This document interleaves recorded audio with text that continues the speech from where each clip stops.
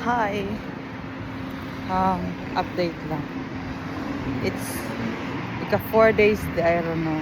Sukad na nag-start ang war US Israel versus Iran and damay ang UAE. And as of now, wala mga buto-buto. Mingaw ang kadalanan o wala kayo masyadong makita sa kalangitan ng mga nagsiliparan, mga lupad, mga unsa para diha as of mga na viral na mga video nga daghang kaayo nga panglupad sa mutnas gabi. So siguro muhupa na ni o okay na, hopefully medyo ang UAE and here in Dubai is kalmado. Ewan, pero as of updated ikaapat ng adlaw ron sukad atong February 28 nag-start ang war. And sabi nila stay calm, stay home moong 1 week ning walay duty, close ang school, online classes karon until Thursday, walay flight bound to Dubai and outgoing to Dubai. Unsa ba? Tama ba? Basta kay pagawas og pasulod sa Dubai or sa UAE or any GCC countries, Qatar, Kuwait, Bahrain, basta mga GCC country, hindi na ako rest o sa. So, canceled ang flight until March 3. As of this time nga March 2. So, until tomorrow canceled, pero wala pa update kung bumalik na ba. So, hopefully ma-okay. And here, sukad na nag-start ang war, karon may ko nakagawa sa balay. Kay board nang kaayo, grabe ka board. Sabado, Domingo, and Lunes. So nag-start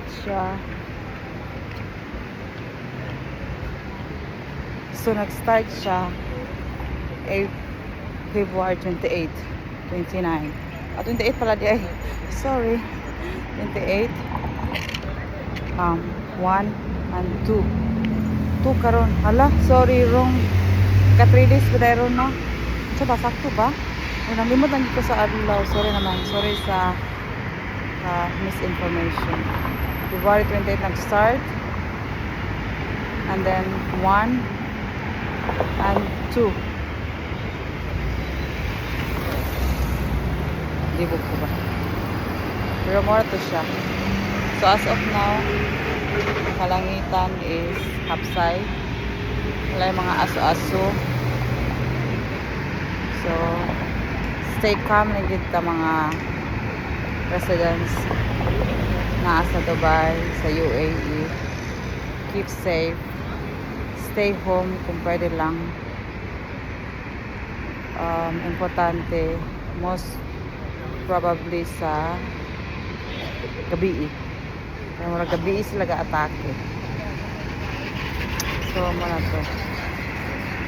I'm okay here and some Filipinos kunti lang man noon ang nadamay, no? Pero here in Dubai na ako'y nadunog na isa lang nadamay. Thanks God kay napugngan na good. Grabe good ang UAE. Strong defense kay sila. O di pa gani mo abot, di pa gani mo tugpa ang bomba. Ilan nang na-attack dito sa taas. So medyo nasalba na ba. Pero any update kalimutan ko sa ganyan. Any update sa karong adlaw, first day sa online class o ang mga ibang company is closed, walay trabaho, hindi pa uli ang mga trabahante, lalo na sa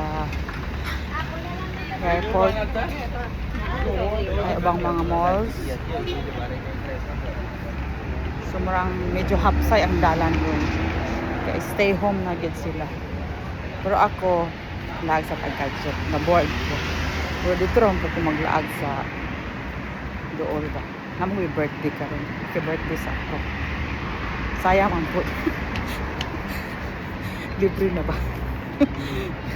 Kay birthday sa ako kay kung may mga trabaho ron, may mga trabaho na mga mega, so celebrate ato yung birthday, maski ano na siya kanang simple celebration lang, basta na lang good ba maka-celebrate kay susebyera na gid in town, nandito pa ta mag-celebrate sa birthday na naunsa na yung good. Pero ay magkabala ka kay safe pa kung direng napita, medyo layo-layo man pug ko, mga nakailan ako, medyo layo-layo ako sa US Air Base, US Military Air Base na asa Abu Dhabi.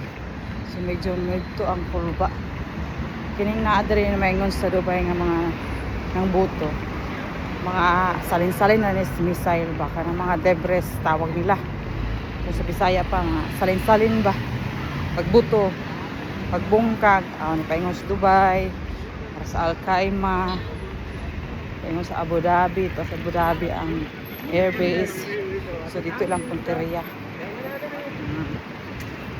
Pero high-tech man yung UAE, so pa ni siya depends kay yung hama po ng country, no? So safe lagi tang ring napita unya doon lang to mga naas dool ba kay maya-maya gasirin, maya-maya naibuto. Di ra ba gid basta-basta nga buto kay molino gyud ang yuta, ang kalabalayan ba kada ka mo basta kay mo molino gamay madunggan gyud nimo, mas kinakos layo pero madunggan gyud ako na mga buto-buto sa motos gabi. Isa naman gyud ni wala man gyud na war World War 3 na ba? So, ayun sa taon, no? So, magbakasyon pa ako sa Pinas. Always sa Pinas, pero ako po, mag-groceries ako kaya ng Gaisano. Gaisano ba?